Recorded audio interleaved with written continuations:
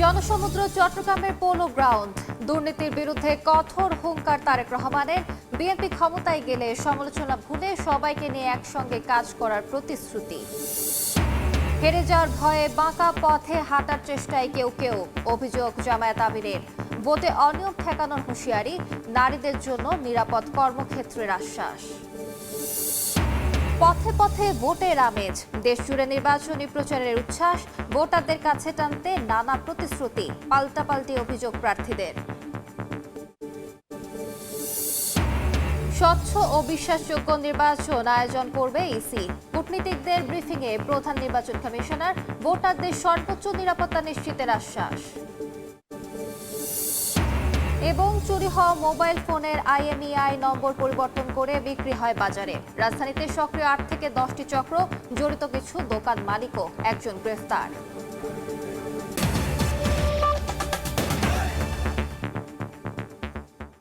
সময় সংবাদের সঙ্গে আছি আমি আলিশা ইসলাম। ক্ষমতায় গেলে যে কোনো মূল্যে দুর্নীতির টুটি চেপে ধরবে বিএনপি। দেশ গড়ার পরিকল্পনায় কেউ বাধা সৃষ্টি করলে নেওয়া হবে কঠোর ব্যবস্থা। চট্টগ্রামে নির্বাচনী জনসভায় এমন হুঁশিয়ারি দিলেন বিএনপি চেয়ারম্যান তারেক রহমান। বলেন, ক্ষমতায় গেলে সমালোচনা ভুলে সবাইকে নিয়ে একসঙ্গে কাজ করবে বিএনপি। তরুণদের কর্মসংস্থান ও ব্যবসায়ীদের জন্য নিরাপদ পরিবেশ ফেরানোর প্রতিশ্রুতিও দেন তারেক রহমান। আহমেদ সালেহিনের রিপোর্ট। আগামী 12 তারিখের কোনো মার্কা আছে।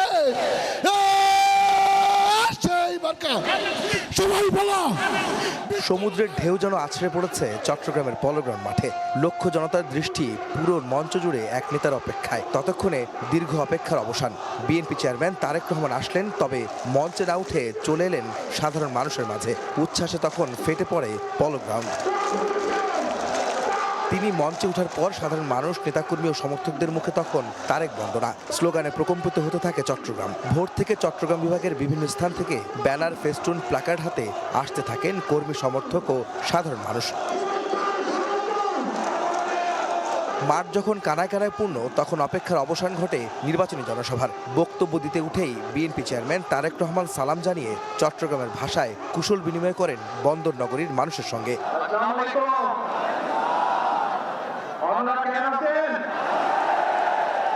পুরো বক্তব্য জুড়েই ছিল জনগণের সমর্থনে। রাষ্ট্র ক্ষমতায় গেলে বিএনপি কি করবে তার প্রতিশ্রুতি দেন তারেক রহমান। শিক্ষা, চিকিৎসা, কৃষি, নারী পুরুষের কর্মসংস্থান সহ নানা বিষয়ে বিএনপির পরিকল্পনা তুলে ধরেন তিনি। আমরা চাই গ্রামের মানুষের কাছে, গ্রামের নারীদের কাছে, গ্রামের শিশুদের কাছে স্বাস্থ্য সেবা তাদের ঘরে ঘরে পৌঁছে দিতে, এবং সেজন্যই আমরা 1 লক্ষ হেলথ কেয়ারার নিযুক্ত করার পরিকল্পনা গ্রহণ করেছি। KEPZ এর মতন আরও EPZ আমরা তৈরি করব, যাতে আরও লক্ষ লক্ষ তরুণ সমাজের সদস্যরা সেখানে চাকরি সংস্থান করতে পারে, কর্মসংস্থান করতে পারে।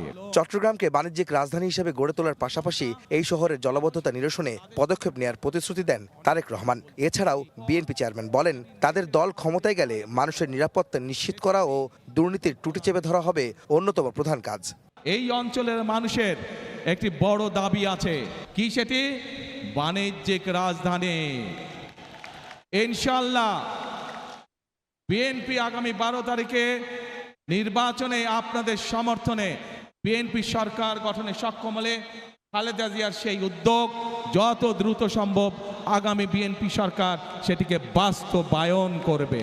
যে কোনো মূল্যে আগামী বিএনপি সরকার দুর্নীতির টুটি চেপে ধরবে।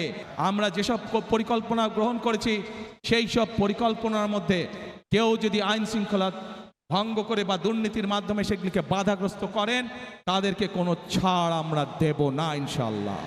নির্বাচন নিয়ে ষড়যন্ত্রের কথা বললেও পুরো বক্তব্যে কোনো দল বা ব্যক্তির বিরুদ্ধে সমালোচনা করেননি তারেক রহমান। বিগত 15 বছর যেভাবে আপনাদের রাজনৈতিক এবং অর্থনৈতিক অধিকার ছিনিয়ে নেওয়া হয়েছিল, সেরকম একটি ষড়যন্ত্র আবারও শুরু হয়েছে। আপনাদের প্রতি আমার আহ্বান, এই ষড়যন্ত্র সম্পর্কে সকালে সজাগ থাকবেন। প্রতিদ্বন্দ্বী দল যারাই হোক না কেন, আমরা যদি শুধু সমালোচনা করার অর্থে শুধু সমালোচনাই করি, দেশের মানুষের পেট ভরবে? পেট ভরবে না। গণতন্ত্র ও মানুষের অধিকার রক্ষায় চট্টগ্রামের পলোগ্রাউন্ডের জনসমাবেশ থেকে আবারও ধানের শীষের পক্ষে ভোট চান তারেক রহমান। সকল প্রার্থী আমার পাশে দাঁড়িয়েছেন। আপনাদের এলাকার উন্নয়নের দায়িত্ব এই মানুষগুলোর উপরে থাকবে। পাহাড় সমুদ্র ঘেরা বারোয়াউলিয়ার শহর চট্টগ্রাম বিভাগের বিভিন্ন জেলায় নির্বাচনী প্রচারণা চালাচ্ছেন বিএনপি চেয়ারম্যান তারেক রহমান। জনগণের ভোটে রাষ্ট্র পরিচালনার দায়িত্ব পেলে দেশের আর্থসামাজিক উন্নয়ন ও মানুষের অধিকার রক্ষায় অতীতের মতো কাজ করবেন বলেও প্রতিশ্রুতি দিচ্ছেন তিনি। বলছেন আগামী দিনে রাষ্ট্র পরিচালনার দায়িত্ব পাওয়ার সঙ্গে সঙ্গে তারা মানুষের অধিকার, গণতন্ত্র এবং স্বাধীনতা সার্বভৌমত্ব রক্ষায় কাজ করবেন। তাই জনগণকে আগামী 12 ফেব্রুয়ারি নির্বাচনে ধানের শীষের পক্ষে ভোট দেওয়ার আহ্বান জানান। Ahmed Salehin, Somoy Sangbad, polo ground, Chattogram. BNP chairman Tarique রহমানের গাড়ি বহরের সঙ্গে আছেন সহকর্মী আহমেদ সালেহীন। সরাসরি যাচ্ছি তার কাছে। তারেক রহমান চট্টগ্রামের পোলো গ্রাউন্ডে তিনি তার নির্বাচনী যে প্রচারণা, নির্বাচনী জনসভায় অংশ নিয়ে তার বক্তব্য শেষ করে এখন তিনি ফেনীর উদ্দেশ্যে রওনা দিয়েছেন। আপনারা দেখতে পাচ্ছেন যে হাজার হাজার নেতাকর্মী, সমর্থক, সাধারণ মানুষ তারা রাস্তার দুপাশে অবস্থান নিয়েছেন তারেক রহমানকে এক নজর দেখার জন্য। আপনারা দেখতে পাচ্ছেন যে তাদের মধ্যে যে উচ্ছ্বাস, যে স্লোগান এবং তারা যে তার নেতাকে দেখার জন্য যে আগ্রহ নিয়ে তারা রাস্তার দুপাশে দাঁড়িয়ে আছেন তা কিন্তু দেখা যাচ্ছে এই রাস্তা জুড়ে। এবং তারা স্লোগান দিচ্ছেন তারেক রহমানকে নিয়ে এবং তার যে নেতাকর্মীরা তারা অবস্থান নিয়ে এখানে স্লোগান দিচ্ছেন পুরো রাস্তা জুড়ে। সমাবেশে লক্ষ লক্ষ যেমন মানুষ হয়েছে তেমনি রাস্তাও কিন্তু হাজার হাজার মানুষ কিন্তু জড়ো হয়েছেন তারেক রহমানকে এক নজর দেখার জন্য। এখানে যদি বলে রাখতে চাই যে এখন এখানে মোড়ে আছেন তারেক রহমানের গাড়ি বহরটি, সেটি এখন ফেনীর উদ্দেশ্যে রওনা দিয়েছে, কিন্তু এই রাস্তা পেরোতে তার বেশ সময় লাগছে। তিনি সমাবেশ শেষ করেছেন দুপুর 1:40 নাগাদ, 35 নাগাদ। তারপরে আসলে এখানকার যে অবস্থা, দুঃখিত, 1:20 নাগাদ তিনি তার বক্তব্য শেষ করেছেন, কিন্তু তারপরে তিনি রওনা দিয়েছেন। কিন্তু গাড়ি বহর রওনা দিয়ে তিনি এই মানুষের ভিড় ঠেলে আসলে তিনি যেতে পারছেন না। তাদের যে অবস্থান, এই মানুষজনের যে উচ্ছ্বাস, উদ্দীপনা সেটি দেখা যাচ্ছে পুরো রাস্তা জুড়ে। তারেক রহমান যখন চট্টগ্রাম শহর থেকে তিনি বেরোচ্ছিলেন তারপর থেকে যে এই যে মানুষগুলো বিভিন্ন স্থানে জড়ো হয়েছেন এবং তারা তার প্রিয় নেতাকে দেখার জন্য অবস্থান নিয়েছেন। আমরা বলে রাখতে চাই তারেক রহমানের আগেও কিন্তু সিলেট সফরে গিয়েছিলেন, সিলেট, হবিগঞ্জ, মৌলভীবাজার, ব্রাহ্মণবাড়িয়া। সেখানে কিন্তু আমরা দেখেছিলাম রাত অবধি ভোর পর্যন্ত মানুষজন রাস্তার পাশে অবস্থান নিয়ে তারেক রহমানকে দেখার জন্য অবস্থান নিয়েছেন। ঠিক আজও তাই হচ্ছে। তার ফেনীতে পৌঁছতে কত সময় লাগবে সেটি আসলে দেখার বিষয়। এই ভিড় ঠেলে, মানুষের ভালোবাসা ঠেলে আসলে তিনি কতক্ষণে পৌঁছবেন সেটি দেখার বিষয়।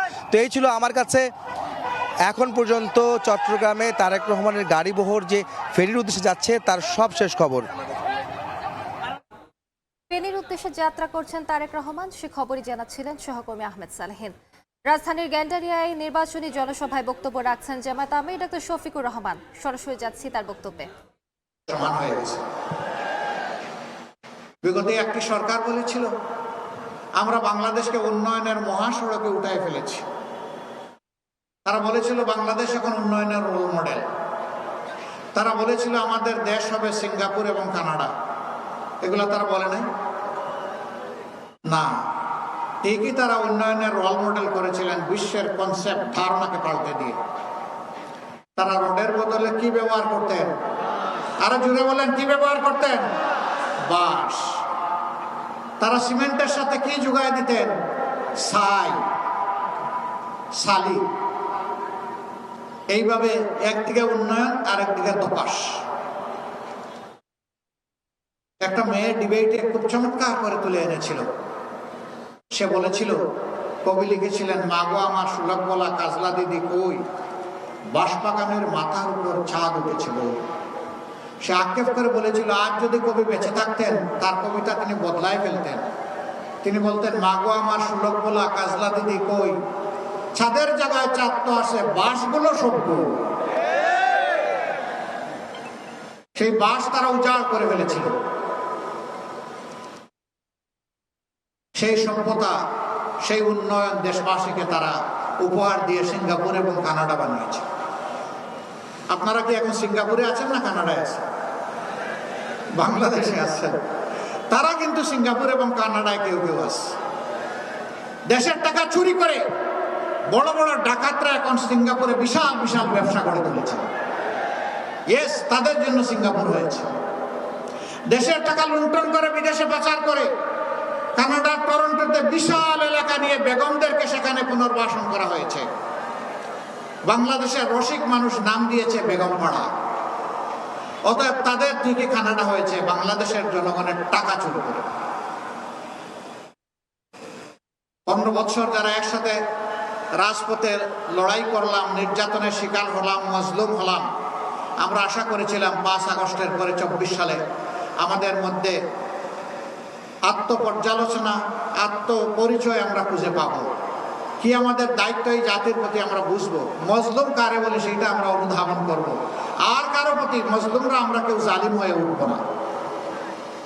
এই জন্য প্রথম দিকে আমার একটা বক্তব্য ছিল, এটা নিয়ে তুলপাড় মহাসাগরে ঢেউ শুরু হয়েছিল। আমরা বলেছিলাম এদেশের জনগণ এক জালিমকে বিদায় করে আরেক জালিমের হাতে দেশ তুলে দিতে চায় না। আপনাদের মনে আছে? আমার এই কথা কি মিথ্যা প্রমাণিত হয়েছে? এই এলাকায় ব্যবসায়ীরা আছেন, বাড়িওয়ালারা আছেন, আমি তাদের অনুচ্চ কান্না শুনতে পাই। তাদের ছেলে নাতিপুতার সমান, ওরা এসে বেটা দেবে কিনা বল, যদি না দেশ তাহলে কেমনে এখানে থাকিস আর ব্যবসা করিস দেখে নেব, বলে না? আমরা এলাকার জনগণকে আশ্বস্ত করছি সারা বাংলাদেশের মতো, আপনারা আপনাদের ভালোবাসা দিয়ে, সমর্থন দিয়ে, দোয়া দিয়ে, ভোট দিয়ে আমাদেরকে একটু সুযোগ দেন।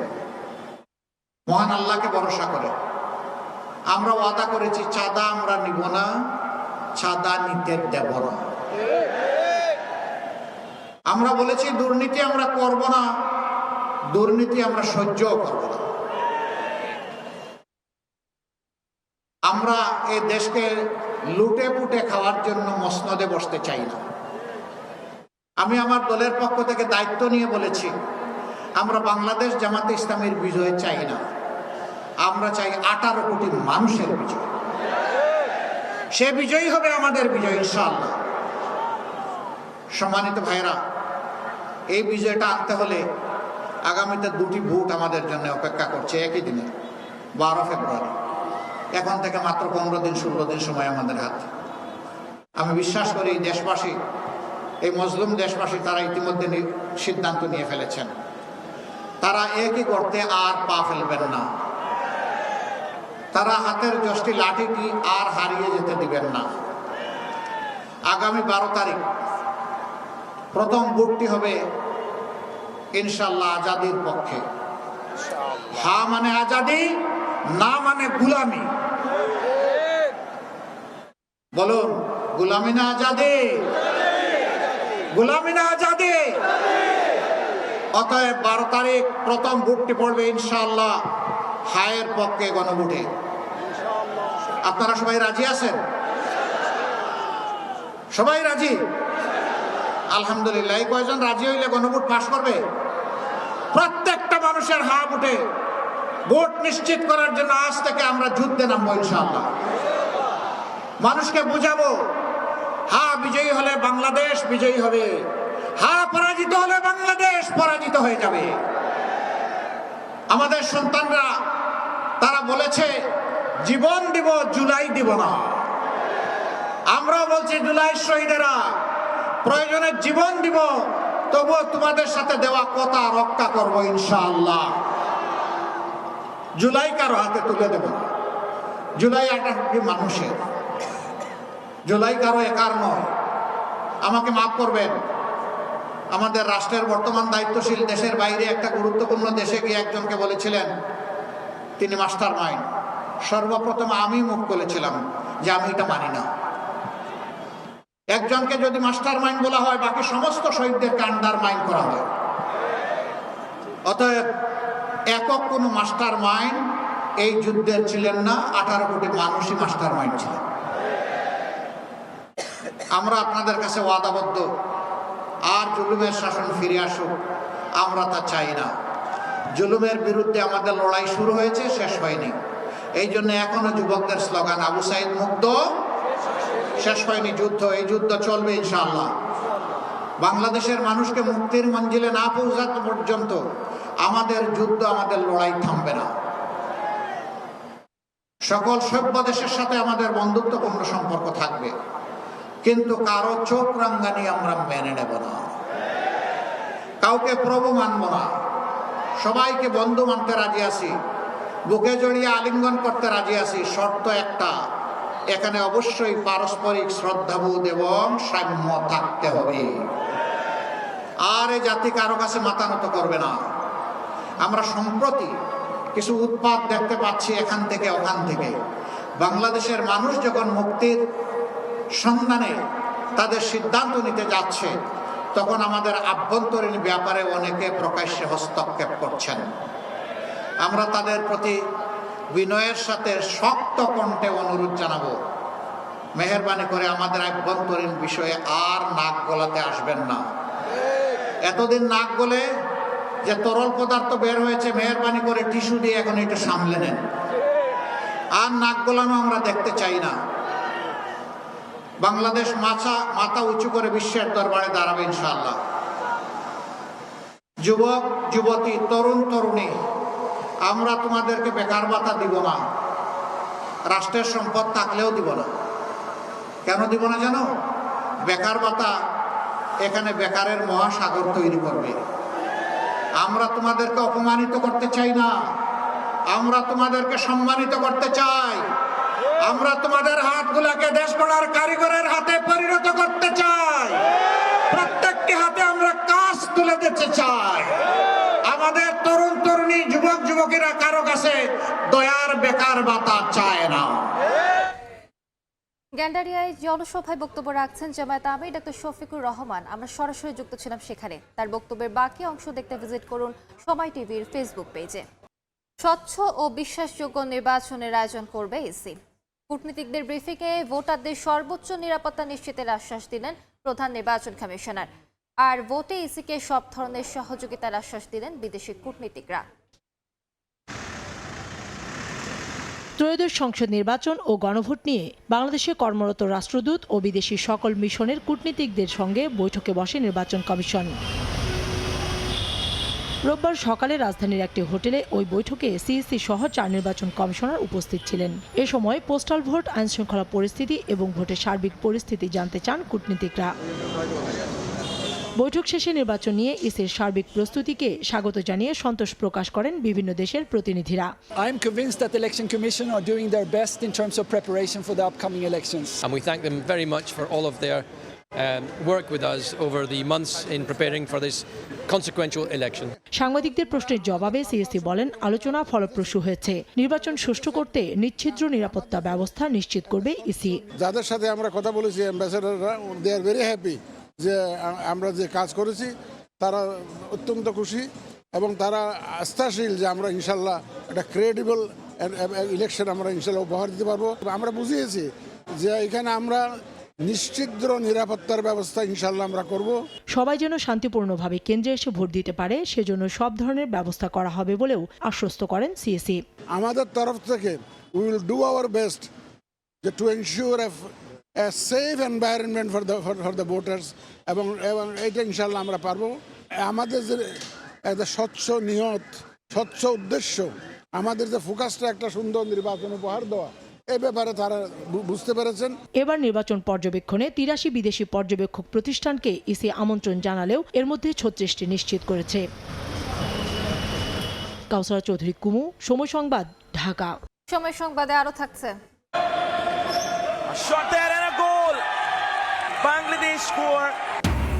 সাফ নারী ফুটসালে ইতিহাস গড়ল সাবিনা কৃষ্ণারা। দক্ষিণ এশিয়ার প্রথম ফুটসাল টুর্নামেন্টে অপরাজিত চ্যাম্পিয়ন বাংলাদেশ শেষ ম্যাচে মালদ্বীপকে হারালো 14-2 গোলে। চুরি হওয়া মোবাইল ফোনের IMEI নম্বর পরিবর্তন করে সেই মোবাইল বাজারে নতুন দামে বিক্রি চক্রের এক সদস্যকে গ্রেফতার করেছে ডিবির সাইবার বিভাগ। রোববার ডিএমপি মিডিয়া সেন্টারে এক সংবাদ সম্মেলনে সংস্থাটি জানায়, মোবাইল চুরি কিংবা হারিয়ে যাওয়ার পর চক্রটি নতুনভাবে সেই মোবাইলের IMEI নম্বর পরিবর্তন করে, যার কারণে চুরি হওয়া মোবাইল ফিরে পেতে বেগ পেতে হয়। রাজধানীতে 8 থেকে 10টি চক্র আছে বলে জানায় ডিবি। গুলিস্তান সহ বেশ কয়েকটি মোবাইল মার্কেটে এই চক্রের কার্যক্রমের সঙ্গে জড়িত বেশ কিছু দোকান মালিকও। দেশের বাইরের খবর। ভারী তুষারপাতে বিপর্যস্ত যুক্তরাষ্ট্র। 18 অঙ্গরাজ্যে জরুরি অবস্থা জারি করা হয়েছে। স্থানীয় সময় শনিবার যুক্তরাষ্ট্র জুড়ে ব্যাপক তাণ্ডব শুরু করে শীতকালীন ঝড়। এর প্রভাবে বিভিন্ন অঙ্গরাজ্যে বিদ্যুৎ বিচ্ছিন্ন হয়ে পড়েছে 1 লাখের বেশি বাড়িঘর। এরই মধ্যে বাতিল করা হয়েছে প্রায় 15,000 ফ্লাইট। যুক্তরাষ্ট্রের প্রায় 18 কোটি মানুষ ভারী তুষার শিলাবৃষ্টির হুমকিতে রয়েছে। এ পর্যায়ে শীর্ষ সংবাদগুলো জানিয়ে দিচ্ছি আরেকবার। জনসমুদ্র চট্টগ্রামের পৌলো গ্রাউন্ড, দুর্নীতির বিরুদ্ধে কঠোর হুঙ্কার তারেক রহমানের। বিএনপি ক্ষমতায় গেলে নিরাপত্তা নিশ্চিত ও কর্মসংস্থান বাড়ানোর প্রতিশ্রুতি। হেরে যাওয়ার ভয়ে বাঁকা পথে হাঁটার চেষ্টায় কেউ কেউ, অভিযোগ জামায়াত আমিরের। ভোটে অনিয়ম ঠেকানোর হুঁশিয়ারি, নারীদের জন্য নিরাপদ কর্মক্ষেত্রের আশ্বাস। এবং স্বচ্ছ ও বিশ্বাসযোগ্য নির্বাচন আয়োজন করবে ইসি। কূটনীতিকদের ব্রিফিংয়ে প্রধান নির্বাচন কমিশনার। ভোটারদের সর্বোচ্চ নিরাপত্তা নিশ্চিতের আশ্বাস।